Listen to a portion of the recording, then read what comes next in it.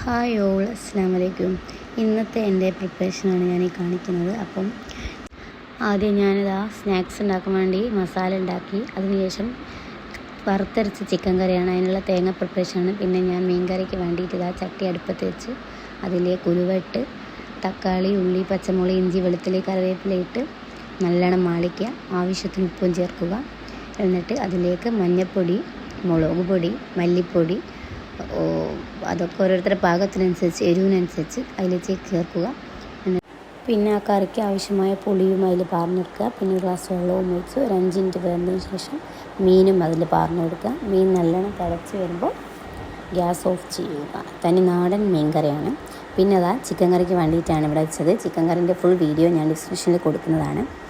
ഞാൻ യൂട്യൂബിൽ ഓൾറെഡി ഇട്ടിട്ട് ഇൻഷാല്ലാ അതെല്ലാവരും പോയി കാണാത്തവർ. പിന്നെ അതാ ചോറ് വെക്കുന്നു.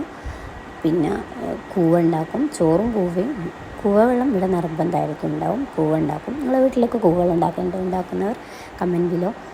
അപ്പോൾ ഇൻഷാല്ലാ അതാ കൂവ കഴിഞ്ഞാൽ പിന്നെ സ്നാക്സിൻ്റെ പരിപാടിയാണ്. സ്നാക്സ് ഓൾറെഡി സ്പ്രിംഗ് റോളാണ്. സ്പ്രിംഗ് റോൾ ഓൾറെഡി ഞാൻ ഉണ്ടാക്കിയതാണ്. അതിൻ്റെ ലിങ്കും ഞാൻ ഡിസ്ക്രിപ്ഷനിൽ കൊടുക്കാം. അപ്പോൾ കാണാത്തവരുണ്ട്, അത് പോയി കാണുക. അപ്പോൾ ഇൻഷാല്ലാ എല്ലാവരും ദുആ ചെയ്യുക, ഷെയർ ചെയ്യുക, സബ്സ്ക്രൈബ് ചെയ്യുക,